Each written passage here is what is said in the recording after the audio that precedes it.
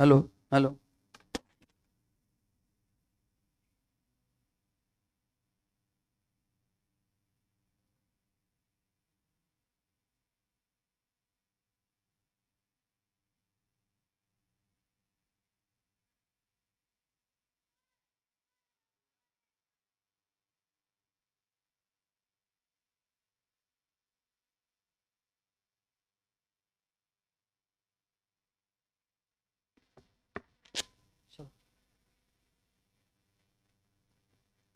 Hello.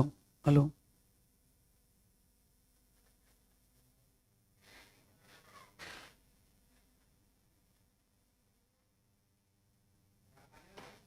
Anil.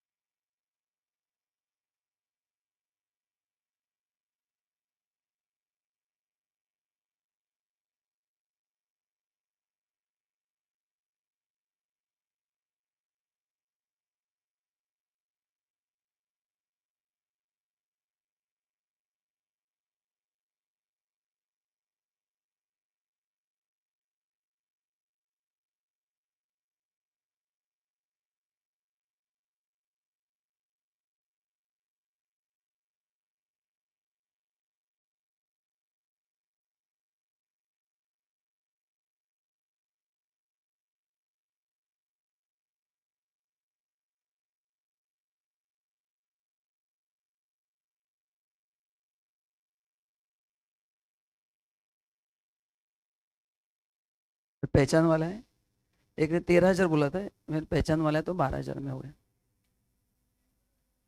12,000 वाला नहीं, पहचान का तो कैसे प्रॉब्लम बाद में कुछ आता नहीं।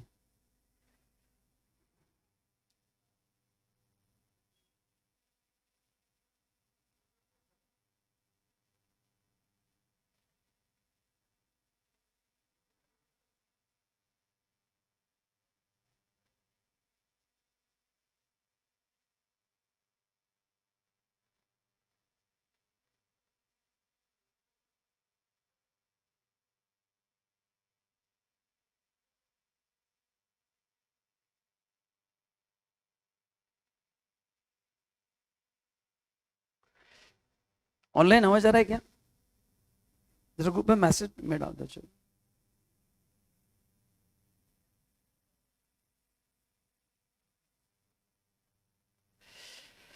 चलो करेंगे start. Hello. Hello. Just 1 minute. Notes add किए मैंने। चलिए। सो ऑनलाइन एक बार बस कंफर्म करेंगे कि आवाज आ रहा है। अच्छा, अपना टाइम क्या है?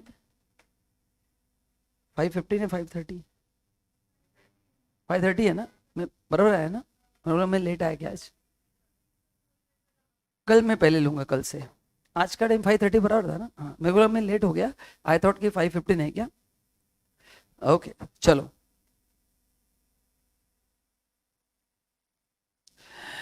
चलो सो गाइस, हाय एवरीवन।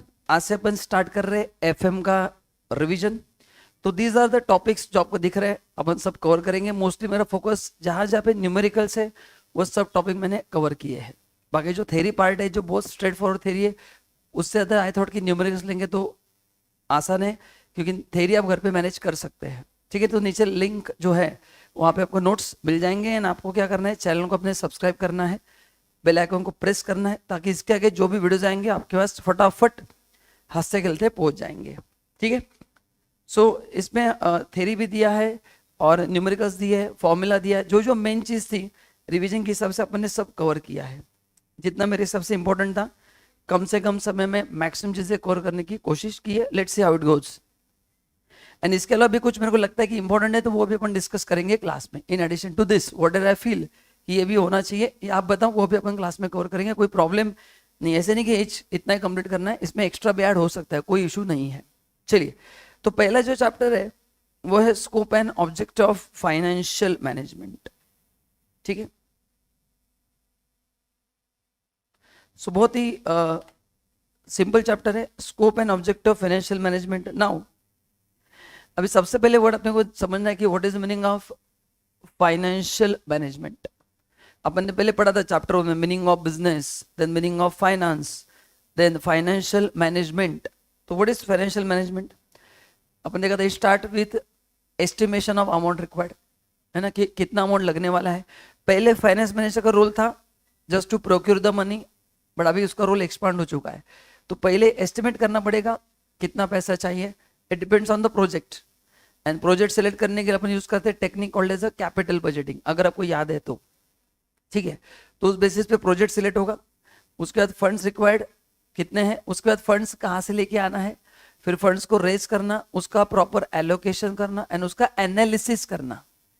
क्या करना उसका, कि ये सही तरह से यूज हो रहा है या नहीं हो रहा है, सही तरह से यूज हो रहा है या नहीं हो रहा है, उस तरह से उसका क्या करना है, एनालिसिस करना है। ये सब चीजें is nothing but called as a financial management, जो मैंने यहाँ पे दिया है। ठीक है, so forecasting, planning, organizing, directing, coordinating, controlling all the activity related to acquisition and application of financial resources. तो ये सब आपको करना है। Now there are two aspect of financial management. पहला है प्रोक्योरमेंट ऑफ फंड एंड दूसरा है यूटिलाइजेशन। ऑब्वियसली दो ही चीजों पे आपको काम करना है, एक पैसा कहाँ से लेके आना है या उसको कैसे रेस करना है, दूसरा उसको यूज कहाँ पे करना है। वही तो इंपॉर्टेंट है। रेस करते समय क्या देखना है, कॉस्ट ऑफ कैपिटल मिनिमम, जो आपने पढ़ा ना KE, या टोटल कॉस्ट ऑफ कैपिटल क्या होना चाहिए, कम होना चाहिए, एंड रिटर्न्स मैक्सिमम होने चाहिए। तो यूटिलाइज करते समय क्या होना चाहिए, रिटर्न्स मैक्सिमम होने चाहिए। बस यही सिंपल काम है फाइनेंस मैनेजर का, raise funds at the minimum cost and generate maximum returns. तो अपना जो आर है वो कॉस्ट से क्या होना चाहिए, ज्यादा होना चाहिए। R has to be, R मतलब rate of return has to be more than cost. एकदम सिंपल है। नाउ हाँ, यूट्यूब पे ही तो है, लिंक भेजो क्या?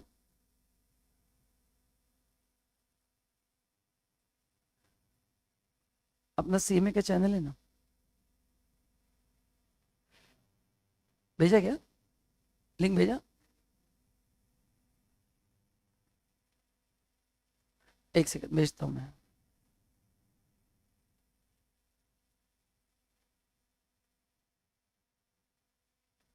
लिंक भेजो क्या?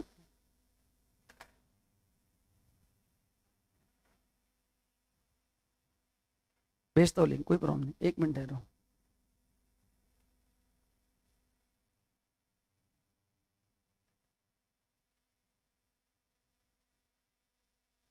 ओके, नया चैनल बनाया अपन ने।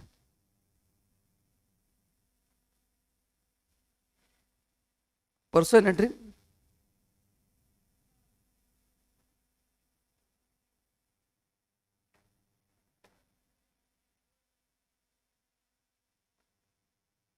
लिंक भेजो ग्रुप पे, भेजता हूँ, एक सेकंड।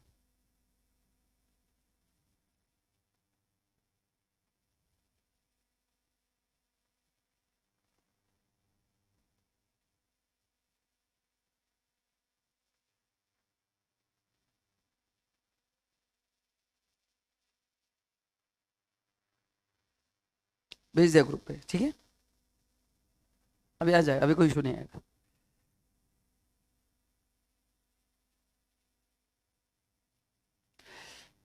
ओके ना, अच्छा ये फाइनेंशियल, जो फाइनेंस का फंक्शन अपने जो पढ़ा था चैप्टर, उसके दो मेन ऑब्जेक्टिव क्या है, एक है वेल्थ मैक्सिमेशन, दूसरा है प्रॉफिट मैक्सिमेशन। एंड इन दोनों से क्या होता है, फर्म का वैल्यू इंक्रीज होता है, फर्म का वैल्यू क्या होता है, इंक्रीज होता है।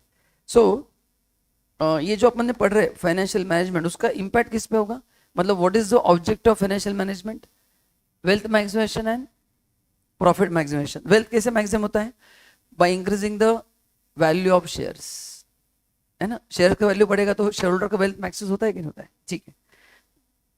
ओके, नाउ फाइनेंस के 3 इंपॉर्टेंट फंक्शंस है जिसके अपन ने अलग अलग टॉपिक पढ़ चुके हैं अभी।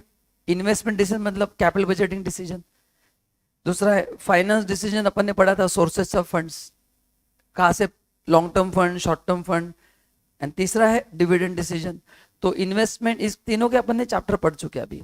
उसमें से फाइनेंस डिसीजन तो उसमें कैपिटल स्ट्रक्चर है, फिर कॉस्ट ऑफ कैपिटल है ना, कि अपने को कॉस्ट कम चाहिए, तो उसमें 2 टॉपिक के न्यूमेरिकल आ सकते हैं, एक कैपिटल स्ट्रक्चर का क्वेश्चन आ सकता है, कॉस्ट ऑफ कैपिटल का आ सकता है, क्योंकि फाइनेंसिंग में अपना कॉस्ट मिनिमम चाहिए, तो वो capital structure, cost of capital important है। इन्वेस्टमेंट डिसीजन मतलब capital budgeting decision, and dividend decision मतलब अपन ने पढ़ा था Walter model, Jordan model, MM model, कि डिविडेंड दिया तो क्या इंपैक्ट होता है अपने प्राइस के ऊपर, वो अपन चेक करते हैं। तो इसमें मैंने चैप्टर 1 में कहा था कि यहाँ पे जो मैं छोटे छोटे पॉइंट्स पढ़ा रहा हूँ, these are the big chapters. चलो now scope of financial management. Now financial management में क्या क्या इंपॉर्टेंट है, determine the size of enterprises, determine the rate of growth, determine the composition of assets of enterprises, कितने assets कहाँ से लेके आना है, मतलब फिक्स एसेट कितने होने चाहिए। सी हर एक बिजनेस को एसेट लगते हैं कि नहीं लगते हैं, छोटा बिजनेस हो या बड़ा बिजनेस, आप जब आपका ऑफिस स्टार्ट करोगे आप चेक करोगे कि नहीं कि मेरे को कितने एसेट्स की रिक्वायरमेंट है। Then debt equity mix, capital structure decision, and control of affairs of the financial affairs of the enterprises, ठीक है। ना फंड्स कहाँ से बताओ, अभी ये अपन ने चैप्टर पढ़ा है, बोलो कहाँ कहाँ से फंड्स आ सकते हैं, इक्विटी शेयर कैपिटल से आ सकते हैं, प्रेफरेंस कैपिटल आ सकते हैं, देन डेट कैपिटल है मतलब डिबेंचर्स है, लॉन्ग टर्म लोन है, बैंक लोन है, बहुत सारे ऑप्शन है, बहुत सिंपल आपको पता है। प्लस अपन ने पढ़ा था वेंचर कैपिटल पढ़ा था, है ना, एंजल फंडिंग पढ़ा था, अपन ने सोर्स ऑफ फाइनेंस का पूरा चैप्टर पढ़ा है, थ्योरी जो मैं इसमें कवर नहीं करूंगा, पूरा थ्योरेटिकली बस आपको पढ़ के रखना है। अच्छा, अभी ये जो फंड्स आते हैं इसका अपने डायग्राम बनाया था। बिजनेसमैन कोई भी हो, 2 प्रकार के फंड्स लगते हैं, एक लॉन्ग टर्म फंड्स लगते हैं to buy the fix asset, and दूसरे लगते हैं short term fund to finance the working capital. And अपन ने एक पढ़ा था वर्किंग कैपिटल में कि लॉन्ग टर्म फंड्स का एक पार्ट वर्किंग कैपिटल में यूज होता है, जिसका हमने नाम दिया था fix working capital. Certain asset we have to hold throughout the year, certain asset we have to hold throughout the year, तो वो जो एसेट्स है वो है, तो उसके लिए भी पैसा कहाँ से यूज होता है, लॉन्ग टर्म फंड से यूज होता है। तो इसका अपन ने वर्किंग कैपिटल चैप्टर पढ़ा है ये। एंड यूटिलाइजेशन फिक्स एसेट मतलब प्रोजेक्ट में अपन इन्वेस्ट करते हैं। Now evolution of financial management, तो पहला ट्रेडिशनल फेज था, बाद में ट्रांजिशनल, एंड अभी कौन सा है, मॉडर्न। ट्रेडिशनल में काम क्या था फाइनेंस मैनेजर का, बस पैसा रेज करना है, क्या काम था, पैसा रेज करना है, लाके देना है। अभी मॉडर्न में रेज नहीं करना है, एस्टिमेट करना है, रेज करना है, एलोकेशन करना है, एनालिसिस करना है, सभी चीजें करना है, तो रोल थोड़ा एक्सपांड हो गया है। 2 बड़े ऑब्जेक्टिव है फाइनेंशियल मैनेजमेंट के, एक one is profit maximisation and one is wealth, मतलब शेयर्स का प्राइस बढ़ाना है, क्योंकि शेयर्स का प्राइस बढ़ेगा तो फायदा होगा ही, या तो एंड प्रॉफिट भी बढ़ना चाहिए, प्रॉफिट बढ़ेगा तो ही ओनर को काम करने में मजा आएगा, एंड जिन्होंने इन्वेस्ट किया उनको भी रिटर्न मिलना चाहिए। तो 2 लोगों का फायदा होना चाहिए, ओनर का फायदा होना चाहिए और एक इन्वेस्टर का। तो प्रॉफिट बढ़ा तो ओनर का फायदा है, एंड सी ओनर मतलब इक्विटी होल्डर से ओनर है, प्रॉफिट बढ़ेगा तो एटलीस्ट डिविडेंड तो मिलेगा, एंड वैल्यू तो बढ़ेगा ही फिर, ठीक है। नाउ ये अपन ने देख वैल्यू ऑफ फर्म कैसे एसेस होता है, अपन ने कैपिटल स्ट्रक्चर थ्योरीज पढ़े अगर आपको याद है, जिसमें अपन ने वैल्यू ऑफ फर्म निकाला था, अलग अलग फॉर्मूलेस अपन यूज किए थे, उसमें वैल्यू ऑफ फर्म का फॉर्मूला अपन ने यूज किया है, value of equity plus value of debt is equal to value of the firm, इसलिए मैंने यहाँ पे कवर किया है ना। तो अपने को इक्विटी का वैल्यू निकालना है, उसमें अपन ने जॉर्डन मॉडल पढ़ा था, कौन से थे याद है, net income approach, net operating income approach, MM approach, ये अपन ने कैपिटल स्ट्रक्चर अलग थेरीज पढ़े, एंड जिस थेरीज के बेसिस पे अपन ने क्या किया, value of firm find out किया। तो इसके न्यूमेरिकल्स अपन वहां पे करेंगे। ये डिसीजन मैंने बता दिया आपको, investment decision, financing decision and dividend decision.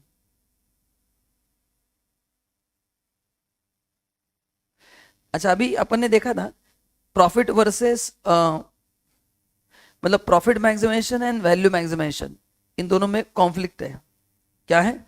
Conflict है। क्या कॉन्फ्लिक्ट है? अपन ने देखा था कि प्रॉफिट का जो मतलब है वो क्लियर नहीं है कि विच प्रॉफिट। प्रॉफिट का मतलब शॉर्ट टर्म प्रॉफिट है, लॉन्ग टर्म प्रॉफिट है ना। तो प्रॉफिट एंड वेल्थ में कॉन्फ्लिक्ट होता है। इवन अपन ये भी पढ़ा था relationship between liquidity and profitability. अगर आपने इन्वेस्ट ज्यादा किया तो लिक्विडिटी कम होगा बट प्रॉफिट बढ़ेगा। अगर आपने इन्वेस्ट कम किया तो लिक्विडिटी अच्छा रहेगा बट प्रॉफिट क्या होगा? तो जैसे प्रॉफिट एंड वेल्थ मैक्सिमाइजेशन में कॉन्फ्लिक्ट है, वैसे लिक्विडिटी एंड प्रॉफिटेबिलिटी में क्या है? कॉन्फ्लिक्ट है। क्योंकि अगर आप लिक्विड कैश ज्यादा रखना चाहते हैं तो नेचुरली आपका इन्वेस्टमेंट कम होगा तो रिटर्न्स कम मिलेंगे, एंड इन्वेस्ट ज्यादा करेंगे तो क्या होगा? लिक्विडिटी आपका अफेक्ट होगा, रिटर्न्स अफेक्ट होंगे। तो ये आपको दिया है जो आपको बस पढ़ना है। What is profit maximisation objective क्या है? प्रॉफिट इंक्रीज करना, एंड यहाँ पे शोल्डर का प्राइस बढ़ाना है, बराबर है। Profit easy to calculate, easy to determine link between financial decision and profit. And wealth कैसे बढ़ेगा? इसमें लॉन्ग टर्म गोल होता है। इसमें रिस्क अनसर्टेनिटी आपको देखना पड़ेगा, टाइमिंग ऑफ रिटर्न देखना पड़ेगा, एंड कंसिडर द, हाँ मतलब वेल्थ मैक्सिमाइजेशन थोड़ा बड़ा कॉन्सेप्ट है प्रॉफिट मैक्सिमाइजेशन से। क्योंकि वेल्थ मैक्सिमम कैसे होगा? शोल्डर का जब शेयर्स का प्राइस बढ़ेगा, बताओ शेयर्स का प्राइस एक दो दिन में बढ़ता है, उसको टाइम लगता है, टाइम लगता है। तो ये ऑब्जेक्टिव थोड़ा long term base, wealth maximisation एक साल में नहीं होगा। प्रॉफिट तो हर साल आता रहेगा। प्रॉफिट बढ़ाना कंपेरेटिवली आसान है, मतलब काफी बार कंपनी कॉस्ट कम करके प्रॉफिट बढ़ा सकती है कि नहीं? क्वाइट पॉसिबल, बट यहाँ पे वैसा नहीं होगा। तो वेल्थ मैक्सिमाइज करने के लिए लॉन्ग टर्म प्लानिंग करना पड़ेगा, रिस्क कंसिडर करने पड़ेंगे, अनसर्टेनिटीज कंसिडर करना पड़ेगा, है ना। देन टाइमिंग ऑफ रिटर्न्स, मतलब शेयर होल्डर को कितने समय में रिटर्न्स उतने आप दे पा रहे हैं वो भी जरूरी है। तो ये सब चीजें कंसिडर करके उसका मतलब ये चेक करना पड़ेगा when you decide to maximise the value of the firm. Disadvantage क्या है? शॉर्ट टर्म गेन पे फोकस होता है, ignore risk and uncertainty, ignore timing of returns, बराबर है। टाइमिंग मतलब प्रेजेंट वैल्यू, है ना। तो वो रिटर्न्स कब आते हैं वो देखना जरूरी है। जो यहाँ पे अपन बस फोकस क्या, प्रॉफिट बढ़ना चाहिए, बट प्रॉफिट कब बढ़ेगा? 3 साल के बाद, 5 साल के बाद। अगर वो रिटर्न्स लेट आए तो शेयर होल्डर का इतना फायदा नहीं होगा। तो ये जस्ट एक बार पढ़ के रखना है आपको। The role of finance manager, ये ओल्ड अप्रोच है एंड ये क्या है? New approach. ओल्ड अप्रोच में क्या था? बजटिंग, फोरकास्टिंग, अकाउंटिंग था। अभी यहाँ पे role managing merger and acquisition हो गया। यहाँ पे कैश मैनेजमेंट था, यहाँ पे प्रॉफिटेबिलिटी एनालिसिस था, यहाँ पे प्राइसिंग एनालिसिस था, डिसीजन मेकिंग था, आउटसोर्सिंग फंक्शन, एचआर फंक्शन भी देखना है, रेगुलेटरी कंप्लायंस मतलब सेबी की कंप्लायंस है। एग्जाम्पल दे रहा हूँ मैं आपको, इनकम टैक्स कंप्लायंस है ना, जीएसटी कंप्लायंस है, या आपके इंडस्ट्री के लिए कोई लॉ है वो भी अपने को देखना है, रिस्क मैनेजमेंट है। तो कौन सा रोल ज्यादा चैलेंजिंग हो चुका है? New role is very challenging. Traditional role काफी आसान था।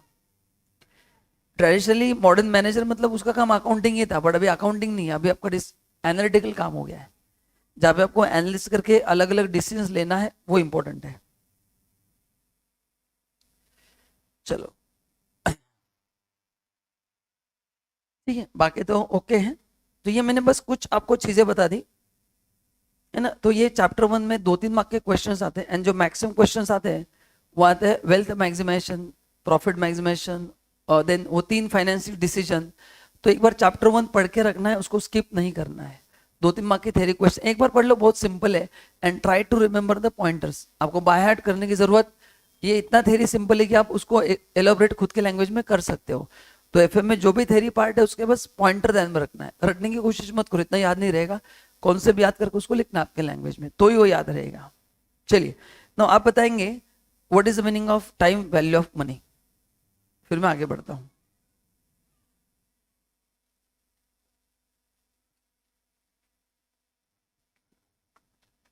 ऑनलाइन आप बताएंगे what is the meaning of time value of money. अरे बोलो ना, what is meaning of time value of money. बहुत सिंपल क्वेश्चन है। अगर ये नहीं आ रहा है तो मैं आपको गारंटी दे सकता हूँ कि आपने कुछ भी पढ़ाई नहीं की है, बस आपने 100% ओनली क्लासेस अटेंड की है, you are not studied even single page. मैं न्यूमेरिकल भी नहीं पूछ रहा, बस थेरोटिकल मीनिंग पूछ रहा हूं। तुम बताओ, what is meaning of time value of money? है ना, वेरी सिंपल क्वेश्चन। हाँ, टाइम वैल्यू ऑफ मनी।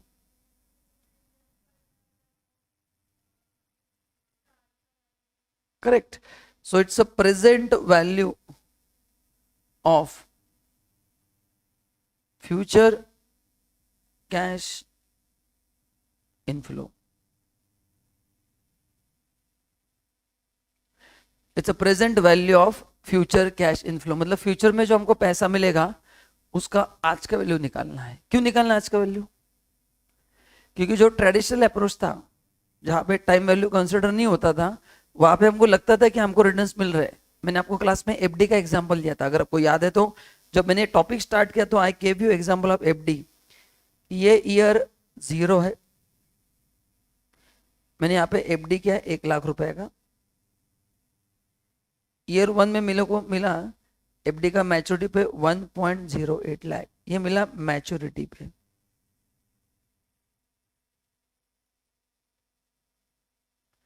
ये मिला मैच्योरिटी पे। तो मैंने आपको पूछा था कि आप इस इन्वेस्टमेंट में आगे बढ़ेंगे, तो एज पर ट्रेडिशनल अप्रोच आप बोलेंगे यस सर, क्योंकि मेरे को 8,000 का फायदा हो रहा है। ये था ट्रेडिशनल अप्रोच कि 1 साल के मेरे को कितना मिलेगा, 8,000 का फायदा हो रहा है। यहाँ पे आपको प्रॉफिट कितना दिख रहा है, 8,000। ये था traditional approach. Modern approach is different. Year 0, year 1, यहाँ पे 1 लाख, यहाँ पे 1,08,000। तो फर्क क्या होगा सर? सी यहाँ पे जो ₹1 था, ड्यू टू इन्फ्लेशन इसका वैल्यू ₹90 हो गया। इन्फ्लेशन से 10% उसका परचेसिंग पावर कम हो गया। क्या कम हो गया? परचेसिंग पावर कम हो गया। तो अगर मैं इसको मल्टीप्लाई करता हूं तो मेरे को आज का वैल्यू मिलेगा। 1 रुपए का वैल्यू 90 पैसे हो गया, तो उस समय जो 1,08,000 मिलेगा उसका आज का वैल्यू 90 पैसे मानूंगा मैं। तो इंटू अगर मैं करो 1,08,000 इंटू 90 पैसा 0.9, 1,08,000 इंटू 0.9, 97। ये है present value of future cash inflow. तो मेरे को 1 साल के बाद जो पैसा मिलेगा 1,08,000, उसका आज का वैल्यू है 97,200। आप इन्वेस्ट कर रहे हैं 1 लाख, तो बोलो आपने इन्वेस्ट करना चाहिए या नहीं करना चाहिए? It should be rejected. यहां पे अपन एक्सेप्ट करते थे, बड़े कुछ काम का नहीं, आप समझ सकते हैं, वो तो एकदम सिंपल है। 8,000 का मेरे को फायदा हुआ, बट ये रियलिटी में 8,000 का फायदा नहीं है, क्योंकि जो मैं 1,08,000 जो मेरे को 1 साल के बाद मिलेगा उसका आज का परचेसिंग वैल्यू कम है। अच्छा, आज का वैल्यू क्यों ढूंढना है सर? क्योंकि इन्वेस्ट मैं आज कर रहा हूं, तो मेरे को डिसीजन आज लेना है कि मैं इन्वेस्ट करूं या ना करूं। डिसीजन आज का है, डिसीजन क्या है? आज का। ऐसा है तो ऐसा होगा वो। तो बोलिए, एनी क्वेश्चन ऑनलाइन? बताओ। ठीक है, तो मैं जो भी लिख रहा हूं आपको लिखना है तो मेरे साथ लिखिए, क्योंकि मैं बाद में आपको टाइम नहीं दे पाऊंगा, क्योंकि अपन रिवीजन मोड में है ना। तो मैं जो भी लिखूंगा, if you want to write, write along with me only. तो अभी मैं रुकता हूं, आपको लिखना है तो लिख सकते हैं, फिर अपन आगे बढ़ेंगे। एंड आप जब घर पे आएंगे ना, वो चैप्टर प्रिपेयर होके आना, डायरेक्टली मत आओ, कुछ फायदा नहीं होगा ऐसे रिविजन का। ऐसे आपने यूट्यूब पे और 50 फैकल्टी की वीडियोस देखे तो भी कुछ फायदा नहीं होगा, क्योंकि आपको सारी चीज नई लग रही है। तो ये रिवीजन का मतलब है आपने चैप्टर घर पे प्रिपेयर होके आना है, पढ़ के आना है, डाउट्स लेके आना है। That is the true revision. अगर आप ये नहीं कर सकते तो जेन्युइनली स्पीकिंग, आप आए नहीं है, रिजल्ट एक ही से, तो आप मत आओ, आराम से घर पे बैठो, क्योंकि हमारे भी एफर्ट्स फिर वेस्ट होते हैं। सो अगर आपको आना है तो you have to come with preparation. तो कल से मैं क्वेश्चन पूछूंगा, अगर नहीं है तो मैं पूरा चैप्टर घर पे लिखने को लगाऊंगा, ये प्रिपेयर होके आना है ना। मतलब आप आपका भी टाइम वेस्ट मत करो, हमारा भी मत करो। आपको ईमानदारी से रिवीजन चाहिए, हम लेने को रेडी है, बट ये टीवी का चैनल नहीं है एंटरटेनमेंट, हम आके बैठेंगे सर आप चालू हो जाओ, कुछ फायदा नहीं। वैसे मतलब नहीं ना, फिर क्वाइट टू वेस्ट टाइम। अगर आप ऐसे ही करने वाले तो मतलब नहीं है ना।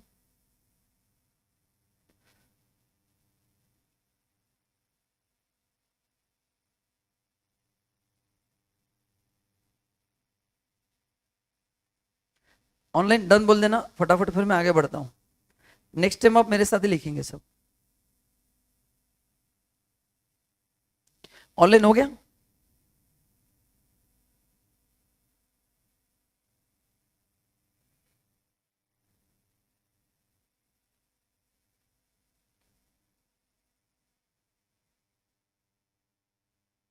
चलो,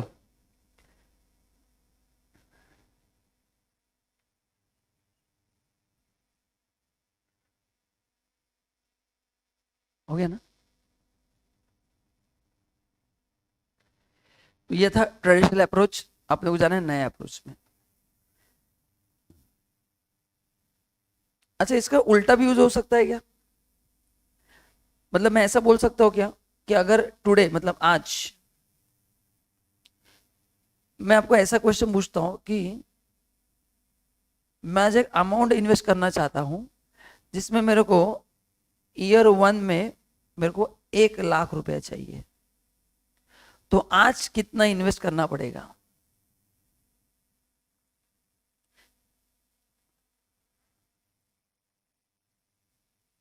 अच्छा, मैं आपको अलग से बताता हूँ, ठीक है? ये इतना लिख के हो गया, मैं आपको अलग में बताता हूँ। हो गया लिख के? हाँ, ध्यान दो। अभी सपोज मैं ऐसा बोल रहा हूँ, ये है टुडे,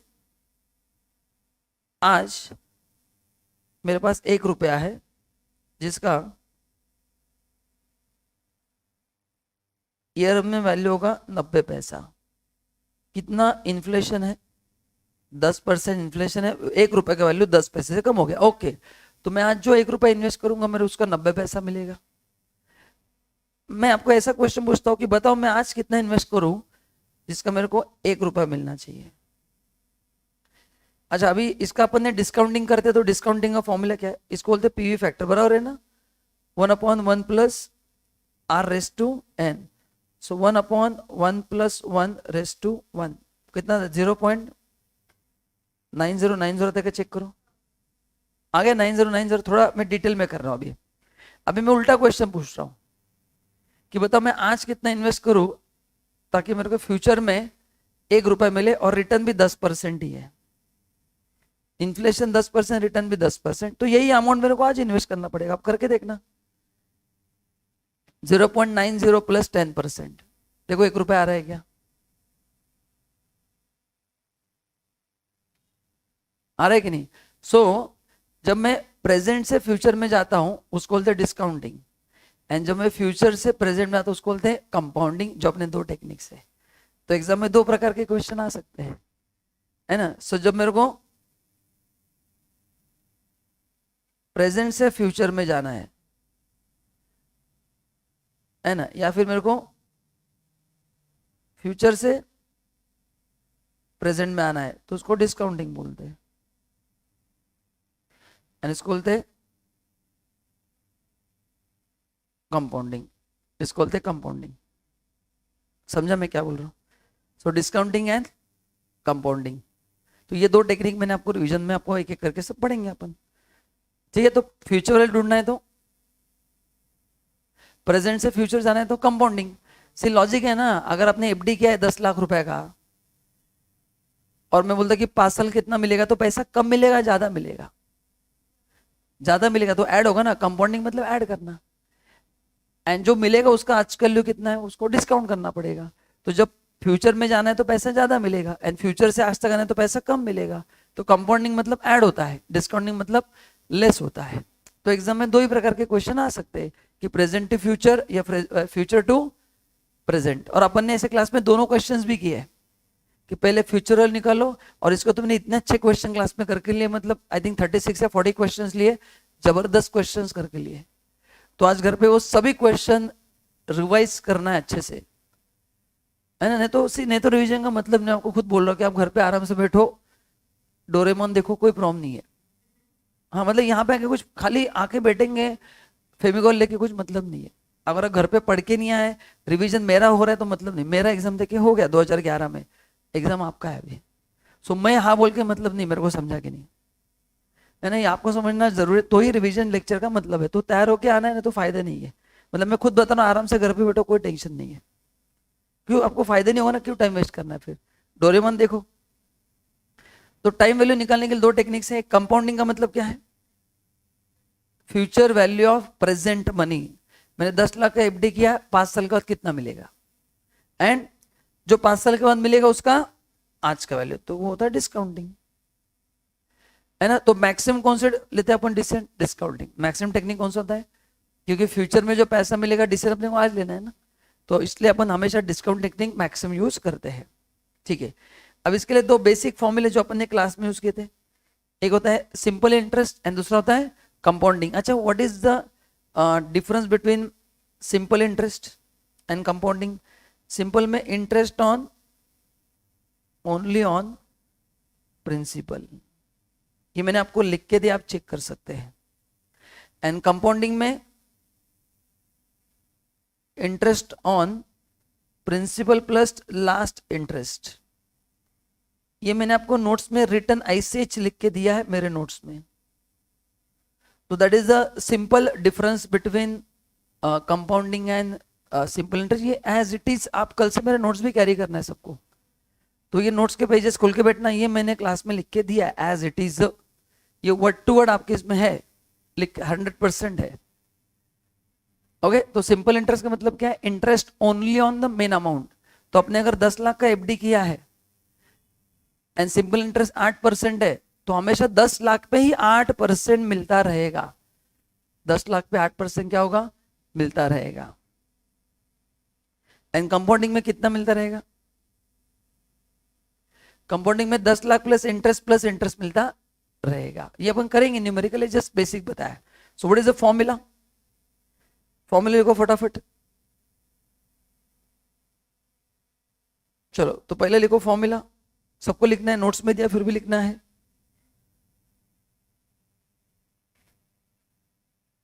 सिंपल इंटरेस्ट क्या फॉर्मूला है, P into R into R, P into R into T, बराबर ना। So what is P, principal, what is R, rate of interest, T is time. ये इंटरेस्ट का फॉर्मूला हो गया।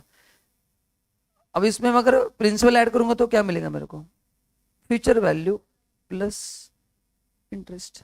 तो P plus interest is equal to मेरे को मिलेगा फ्यूचर वैल्यू। ये हो गया सिंपल इंटरेस्ट का फॉर्मूला। सेकंड है कंपाउंडिंग इंटरेस्ट। अच्छा, अभी एग्जाम में घुमा फिरा के पूछेंगे आपको, अभी तीनों में से बताओ एक भी चीज मिसिंग है तो आप ढूंढ सकते कि नहीं, बताओ। ये दोनों में से एक भी चीज मिसिंग है, अपन ने न्यूमेरिकल किया कि नहीं, बताओ। तो इसमें से एक आधा चीज मिसिंग रहेगा। अभी 5th स्टैंडर्ड के स्ट्रेट फॉरवर्ड क्वेश्चंस तो नहीं आएंगे ना, थोड़ा घुमा फिरा के आएगा। अपने को 3 चीजों में से एक भी चीज मिसिंग है तो आप कोई भी निकाल सकते हैं। ऊपर 4 चीजें हैं, 4 में से 3 दिया तो एक निकाल सकते हैं, नीचे 3 ही चीजें हैं तो आप एक निकाल सकते हैं कि नहीं, बताओ। आराम से निकाल सकते हैं, टाइम पास का काम है, करके दिखाओ फिर। हाँ कर देना फिर, एक क्वेश्चन लिखो। मेरे बुक्स में क्वेश्चन हो तो सॉल्व करेंगे, मैं आपको एक्स्ट्रा क्वेश्चन भी करा के लूंगा। मैंने कहा जो उसमें तो वो तो करेंगे, पर एक्स्ट्रा भी थ्योरी रिवीजन के लूंगा मैं, है ना। तो एक क्वेश्चन बताऊं। अच्छा एक मिनट, पहले अपन और एक फॉर्मूला एक बार लिख देता हूं, फिर करते हैं। एक पहले कंपाउंडिंग का फॉर्मूला लिख देता हूं, मतलब सब फॉर्मूले एक साथ हो जाएंगे।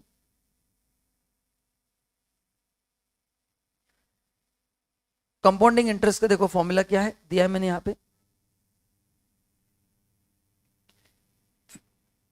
Future value is equal to 1 PV plus 1 plus R raise to N।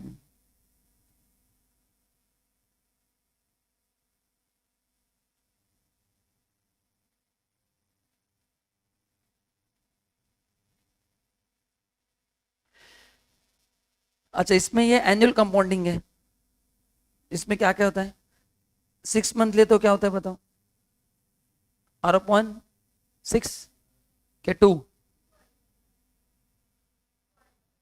करें ना, 2 आएगा into N into 2। Then quarterly compounding है तो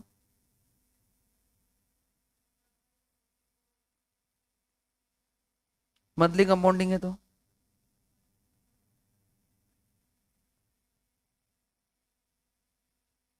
है ना। तो इसमें 4 है, पहला ईयरली कंपाउंडिंग है, फिर 6 मंथली कंपाउंडिंग है, फिर क्वार्टरली कंपाउंडिंग है, फिर मंथली कंपाउंडिंग है।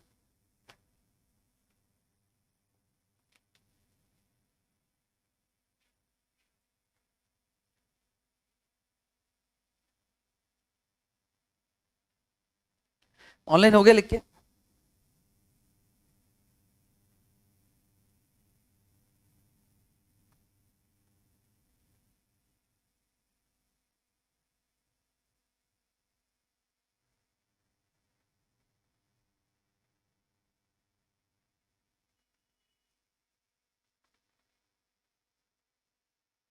ऑनलाइन हो गया? ठीक है, चलो। तो ये दो फॉर्मूले मैंने आपको बता दिए, कौन से हो गए? कंपाउंडिंग हो गया, ठीक है। आगे पहले फॉर्मूला रिवाइज करते हैं, फिर न्यूमेरिकल भी करते हैं। यहाँ पे एग्जाम्पल भी दिया है, आप आराम से देख सकते हैं। नाउ अभी अपने को ढूंढना है, अच्छा देखो अभी यही फॉर्मूला है। अच्छा ये जो फॉर्मूला है इससे आप प्रेजेंट वैल्यू निकाल सकते हैं क्या, अगर फ्यूचर वैल्यू दिया है तो क्या करना पड़ेगा? देखो ये फॉर्मूला दिया है, future value is equal to present value is equal to PV is equal to 1 plus R raise to N. तो लिखो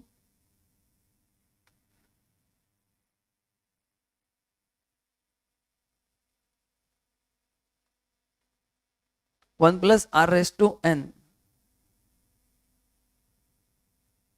इससे क्या मिलेगा अपने को? इससे क्या मिलेगा?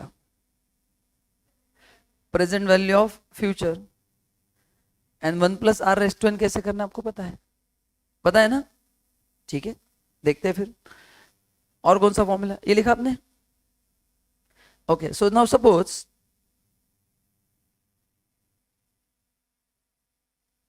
R is 10% and N is 5 years, तो कैसे करते बताओ जरा। मतलब मेरा क्वेश्चन ये है, फ्यूचर वैल्यू 10 लाख है, R 10%, N 5 years, तो how to find out present value? लिखो क्वेश्चन, बताओ करके।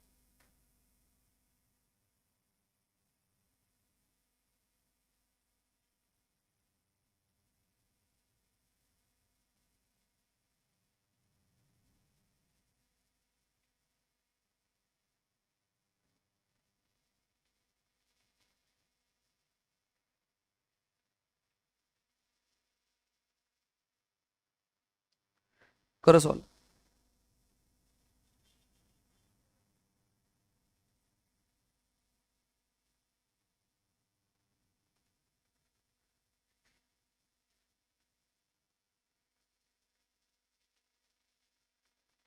जल्दी करो, अपन रिवीजन मोड में है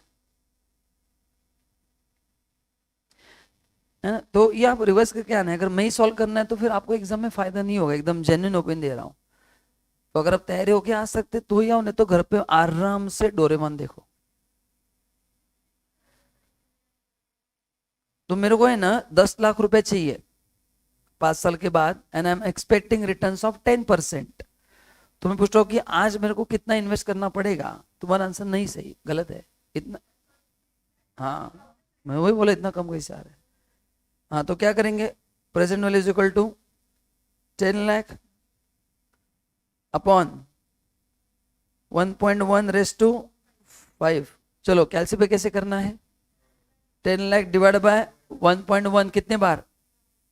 बट ये 1.1 एक बार हो गया, बाद में 1 2 3 4 या 5 बार? 5 बार कंफर्म? कितना आ रहा है फिर? तो कैसे करना है? 10 लाख डिवाइड बाय 1.1 5 बार इक्वल टू प्रेस करना है। मल्टीप्लाई तो एक बार कम करना है, क्योंकि मैंने प्रेस मल्टीप्लाई एक हो ही जाता है। डिवाइड बाय तो ऑल करना है। सो 10 लाख डिवाइड बाय 1.1 एक इक्वल टू 1 2 3 4 5, कितना आ रहा है?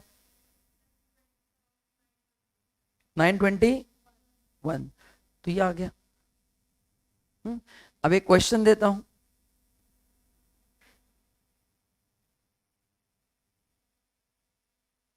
मेरा आज का इन्वेस्टमेंट है 6,20,921। मैं आर एक्सपेक्ट कर रहा हूं 10%। My N is 5 years। Find out future value, ये मैंने प्रेजेंट वैल्यू दिया है। ऑनलाइन बराबर है ना? ठीक है। तो अभी मेरे को फ्यूचर वैल्यू चाहिए, तो क्या फॉर्मूला होगा? ये वाला फॉर्मूला होगा। लिखो क्वेश्चन।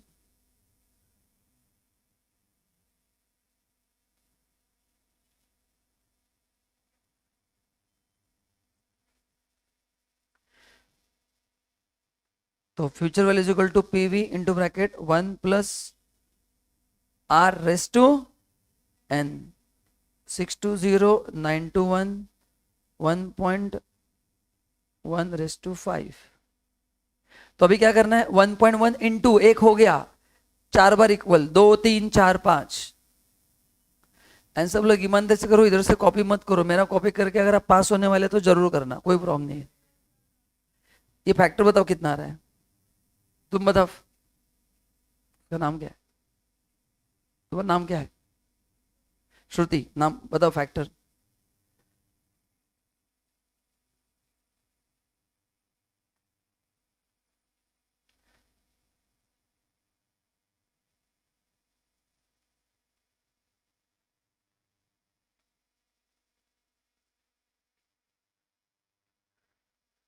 कितना आ रहा है आंसर, फैक्टर बताओ ना पहले।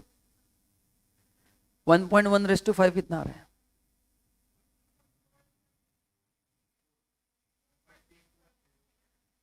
Six two zero nine two one 1.60 नहीं है क्या? 61 ठीक है। आ रहा है क्या 10 लाख अप्रोक्सीमेटली आ रहा है क्या, एग्जैक्टली आ रहा है? हाँ ठीक है। देखो ये मैच हो रहा है कि नहीं, देखो मैच हो रहा है कि नहीं। तो क्वेश्चन 3 और 4 में फर्क क्या, कुछ समझा क्या आपको, क्या फर्क है? हाँ मैं वहां पे डिस्काउंटिंग होता है, देखो इसलिए डिवाइड किया है। एंड जब मतलब जब पैसा फ्यूचर से आज का वैल्यू कम ही है ना, तो उसको बोलते हैं। तो कौन सा डिस्काउंटिंग है कौन सा कंपाउंडिंग है बताओ? हाँ फर्स्ट वाला डिस्काउंटिंग है, दूसरा वाला, हाँ तो ये डिस्काउंटिंग मेथड है। एंड जब वैल्यू बढ़ता है तब कंपाउंडिंग। अच्छा ये जो इंटरेस्ट था ये कौन सा था बताओ? एनुअल कंपाउंडिंग था। मैंने लेक्चर में कहा था when nothing is given obviously क्या अज्यूम करना है, एनुअल कंपाउंडिंग। तो ये दोनों आपको समझ में ऑनलाइन, ये मैंने सिंपल इंटरेस्ट के लिए बेसिक एकदम एकदम सिंपल सिंपल। अभी क्वार्टरली है मंथली है तो अपन करेंगे वो, धीरे धीरे वो भी लेता हूं मैं।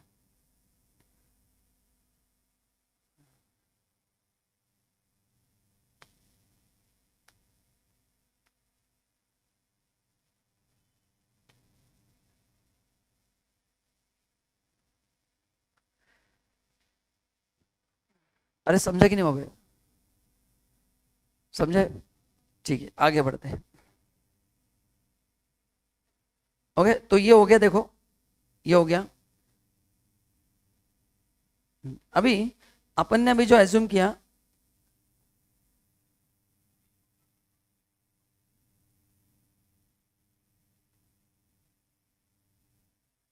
सुनो अपन ने भी जो एज्यूम किया है ये फॉर्मूला सुनो। इसमें अपन ने एक ही अमाउंट का देखा, मतलब मैं अगर 10 लाख आज इन्वेस्ट करता हूं तो फ्यूचर में कितना मिलेगा, या फिर फ्यूचर में जो 10 लाख मिलेगा उसका आज वैल्यू कितना है। बट आदमी एक ही बार इन्वेस्ट करता है या बार बार इन्वेस्ट करता है? एक ही बार करते हैं, हर साल भी आप इन्वेस्ट कर सकते हैं। मैंने रिकरिंग निकाला है, रिकरिंग हर मंथली 10,000, तो हर मंथ होगा ना, तो बैच भी हर मंथ मिलेगा, तो उसको बोलते हैं एन्युटी। ये था सिंगल कैश फ्लो। अभी अपन करेंगे मल्टीपल कैश फ्लो। मल्टीपल में क्या आएगा, या तो मैं सेम अमाउंट करूंगा, मैंने हर साल 1-1 लाख रुपए इन्वेस्ट किया 10 साल, अमाउंट भी फिक्स पीरियड भी फिक्स, एन्युटी। ये होगा सिंगल कैश फ्लो, या फिर होगा मतलब एन्युटी होगा, या फिर मैं अलग अलग अमाउंट इन्वेस्ट करता हूं। तो मैं अभी आपको पढ़ाने जा रहा हूं multiple cash flow. Multiple cash flow में एन्युटी आ गया। एन्युटी का मतलब क्या है, एक ही अमाउंट इन्वेस्ट होने जा रहा है। एन्युटी का मतलब क्या है, एक ही अमाउंट इन्वेस्ट होने जा रहा है for N number of years. हो सकता है कि नहीं। तो ऊपर जो अपन ने क्वेश्चन किया उसमें क्या था, मैंने एक ही अमाउंट इन्वेस्ट किया 10 लाख या जो भी अमाउंट 5 साल के लिए किया, ये एक प्रकार का इन्वेस्टमेंट। दूसरा इन्वेस्टमेंट कैसा होगा, मैं हर साल 1 रुपया इन्वेस्ट कर रहा हूं, या रिकरिंग निकाला, रिकरिंग निकाले बैंक में, उसमें हर महीने अमाउंट इन्वेस्ट होता है कि नहीं, तो उसका भी अपन करेंगे। या फिर हर साल अलग अलग अमाउंट में इन्वेस्ट हो सकता है। बस तो 3 चीजें आपको पता होनी चाहिए। एक सिंपल जो हो गया क्या, मैंने एक ही अमाउंट इन्वेस्ट किया, फ्यूचर में कितना मिलेगा। दूसरा, मैं हर साल फिक्स्ड अमाउंट कर रहा हूं, फ्यूचर में कितना मिलेगा। तीसरा, मैं हर साल अलग अलग अमाउंट इन्वेस्ट कर रहा हूं, फ्यूचर में कितना मिलेगा। तो अभी बचे दो अपन करेंगे। कौन से दो करेंगे? एन्युटी वाला, हर साल मैं इक्वल अमाउंट इन्वेस्ट कर रहा हूं, कितना मिलेगा। तो उसका फॉर्मूला देखो ये है, A into bracket 1 plus R raise to N minus 1। क्यों किया है? उसका लॉजिक मैंने कहा था कि जैसे मैं आगे जाऊंगा मेरे को एक एक साल का इंटरेस्ट कम मिलते जाएगा, है ना। जो ईयर 1 में इन्वेस्ट किया उसका 10 साल का इंटरेस्ट मिलेगा, ईयर 2 में 9 ईयर्स, ईयर 3 8 ईयर्स, ईयर, तो इसलिए 1 माइनस। का लॉजिक मैं क्लास में फॉर्मूला का बता चुका हूं। एंड ये भी लॉजिक मैंने बताया इनटू क्यों करते हैं। कोई बता सकते इसका लॉजिक क्या है? एक होता है at the end of the year and at the beginning of the year. तो अगर eight the end of the year किया तो यही फॉर्मूला है, एंड एट द बिगिनिंग किया तो एक एक्स्ट्रा मिलेगा ना। मैं ईयर 1 में स्टार्ट में इन्वेस्ट करता हूं तो एक इंटरेस्ट एक्स्ट्रा मिलेगा, लेकिन मैंने eight the end of the year invest किया तो एक कम मिलेगा। तो ये फॉर्मूला 1 प्लस आर कब ऐड होता है? ये कब मल्टीप्लाई होता है 1 प्लस आर? जब मैंने एट द, कुछ याद है कि annuity at the beginning of the year और at the end of the year, तो उसके दो फॉर्मूले जब, हाँ बट ये अभी देखो ये फॉर्मूला है, बता दो ना। तो पीवी का फॉर्मूला क्या है? नहीं उसमें वो ऐड करेंगे अपन अभी, मतलब एन्युटी में दो है, at the beginning of the year और एट द एंड। अब ये बेसिक फॉर्मूला, क्या formula? Basic formula PV is equal to A into PVF, present value of annuity factor which is N into R. देखो हाँ ये नहीं, यहाँ पे वो तो पी फैक्टर है, ये पी फैक्टर का फॉर्मूला है बराबर। नहीं आगे दिया है ना, देखो नेक्स्ट पेज पे दिया है। ये दो फॉर्मूले बताओ क्या है? Annuity at the end of the period, annuity at the beginning of the year. तो ये 1 प्लस आर कब मल्टीप्लाई होगा? शुरुआत में करेंगे तो एक इंटरेस्ट एक्स्ट्रा मिलेगा, इसलिए 1 प्लस आर होगा। यानी नॉर्मल फॉर्मूला है। ये कौन सा फॉर्मूला है? नॉर्मल फॉर्मूला है। तो लिखो फॉर्मूला जरा, एन्युटी के फॉर्मूले लिखो सब लोग, लिखो फ्यूचर वैल्यू ऑफ एन्युटी।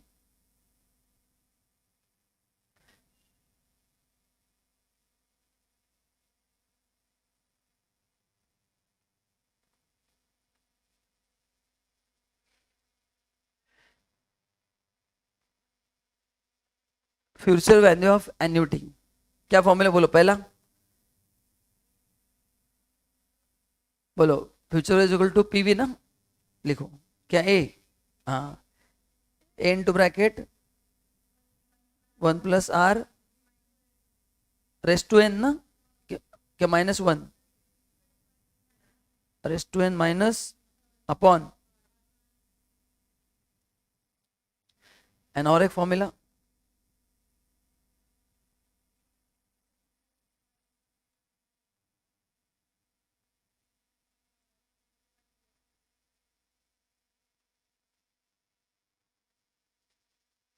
बताओ, दोनों फॉर्मूले में फर्क क्या है? एक at the end of the year और at the beginning of the year. कुछ नहीं दिया तो मैंने लिख के दिया at the end of the year मानना है। ये मैंने हर एक के एजम्पशन बहुत डिटेल में न्यूमेरिकल्स लिए है। मैंने जो क्वेश्चंस लिए वो अच्छे से पढ़ के जाना है, 5-10 मार्क्स जो भी आएंगे कंफर्म है आपको आना।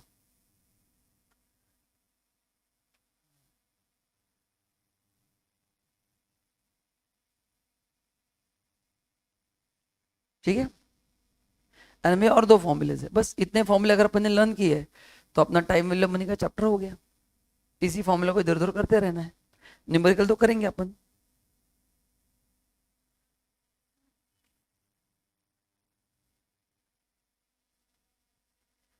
अच्छा अभी ये था प्रेजेंट वैल्यू ऑफ एन्युटी, मतलब क्या है? फ्यूचर वैल्यू ऑफ एन्युटी का मतलब क्या है? मेरे को फ्यूचर में जो पैसा आने वाला है एक समय उसका, नहीं क्या आज में इन्वेस्ट करना है उसका फ्यूचर वैल्यू। जरा देखो फॉर्मूला में क्या दिया है, क्या ढूंढ रहे हैं अपन? फ्यूचर वैल्यू ढूंढ रहे हैं। क्या ढूंढ रहे हैं अपन? मतलब मैंने आज से 1 लाख रुपए इन्वेस्ट किया अगले 20 साल तक, तो जो पैसा मिलेगा उसका वैल्यू ढूंढ रहे हैं अपन। क्या ढूंढ रहे हैं अपन? इसमें कनेक्टिंग क्वेश्चन भी आते हैं, इसका प्रेजेंट वैल्यू भी निकालो। तो पहले फ्यूचर वैल्यू निकालना है एंड बाद में डिस्काउंटिंग करके उसको वापस क्या निकालना है? प्रेजेंट वैल्यू भी निकालना है। ऐसा क्वेश्चन में आ सकता है ना। प्रेजेंट वैल्यू कैसे था आपको पता है? क्या फॉर्मूला प्रेजेंट वैल्यू का? बस फ्यूचर अपन 1 plus R S to N. तो ऐसे अपन ने क्लास में मैंने कनेक्टिंग क्वेश्चन भी आपसे करवाया है कि मैंने 1 लाख का रिकरिंग किया है 20 साल तक, तो कितना पैसा का बताओ एंड उसका आज का वैल्यू बताओ। तो फिर बाद में ये फॉर्मूले यूज करके आपको क्या करना है, उसको निकालना है। तो ये 5 6 7 8 फॉर्मूला चाहिए, उसको अगर आपने अच्छे से लर्न कर दिया तो बस इट्स वेरी इजी। ठीक है, कहाँ थे अपन? हाँ ठीक है। नाउ अभी ऐसा हो सकता है क्या, इन्फिनिट एन्युटी मतलब क्या है?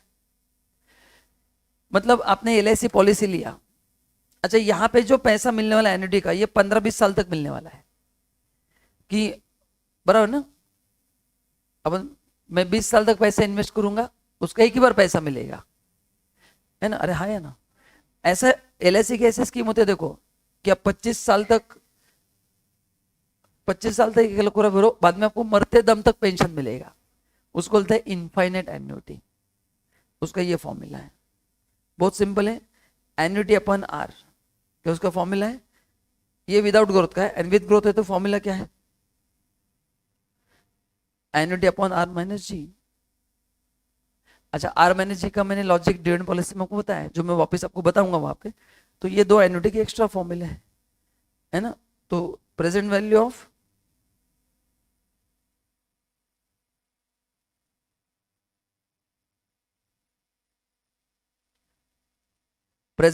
इन्फिनिट एन्युटी, बोलो क्या फॉर्मूला है?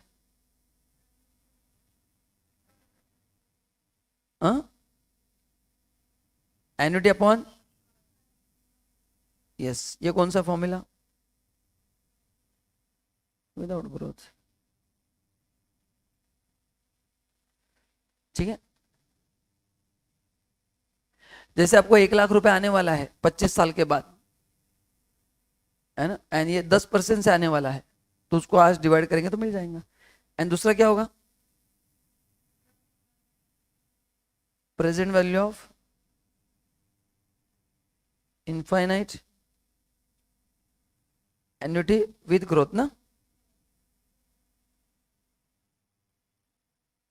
क्या फॉर्मूला होगा उसका, लिखो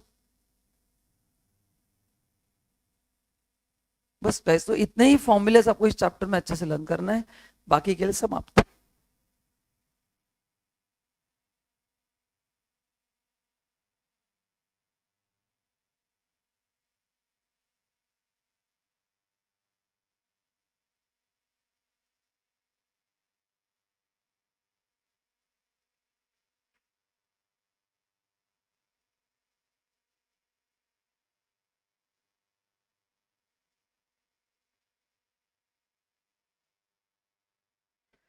अरे समझे कि नहीं सबको फॉर्मूलाज?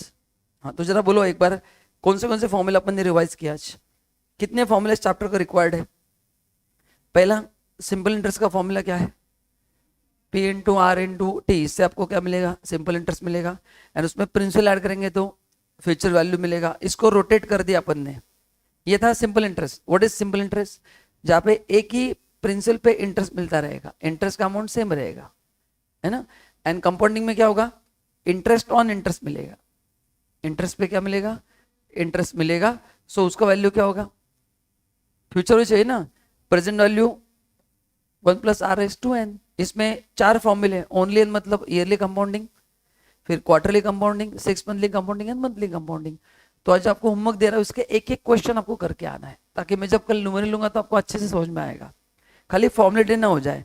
अच्छा, फिर एक बार ये चीज मिल गई तो इसमें से मैं कोई भी चीज ढूंढ सकता हूँ कि नहीं, बताओ? इसमें से पीवी ढूंढना है तो क्या करूंगा मैं? पीवी को यहाँ पे लेके आऊंगा, and future value upon 1+r/n। तो ये जहां पे मैं फ्यूचर ढूंढ रहा हूँ वो कौन सा फॉर्मूला है? कंपाउंडिंग। एंड जहां पे प्रेजेंट ढूंढ रहा हूँ वहां पे डिस्काउंटिंग है, तो जहां पे डिस्काउंटिंग है वहां पे 1+r/n डिवाइड होगा, एंड फ्यूचर में जाना है तो 1+r/n से मल्टीप्लाई होगा। ये 3 फॉर्मूले क्लियर है, 2 फॉर्मूले। ठीक है, अपन एक क्वेश्चन भी देखा, 10 लाख टैली हो रहा है। फिर और कौन से फॉर्मूले? एन्युटी। सो एन्युटी का मतलब क्या है कि आपको एक फिक्स्ड अमाउंट आप हर साल इन्वेस्ट करने वाले हो, 10 साल तक 1 लाख रुपए इन्वेस्ट करोगे, तो आप जानना चाहते हैं कि कितना मिलेगा। बैंक में पूछते हैं ना, मैं 1,000 का रिकरिंग निकालूंगा 2 साल के लिए, कितना पैसा मिलेगा? तो क्या फॉर्मूला है? एन्युटी इंटू ब्रैकेट 1+r/n-1/r, बराबर है। अच्छा, ये ऊपर के नेक्स्ट फॉर्मूले फर्क क्या है? ऊपर का है at the beginning of the year, क्या at the and?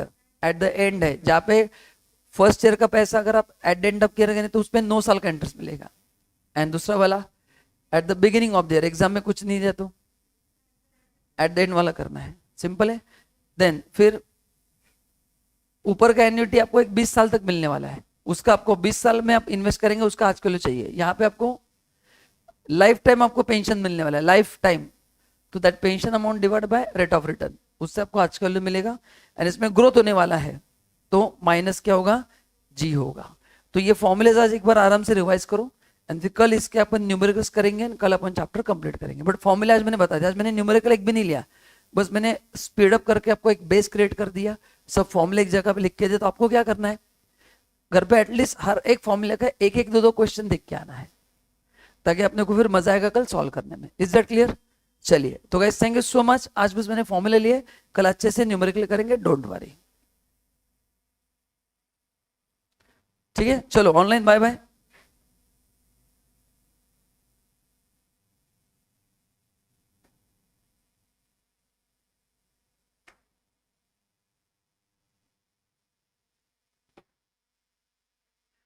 Bye bye.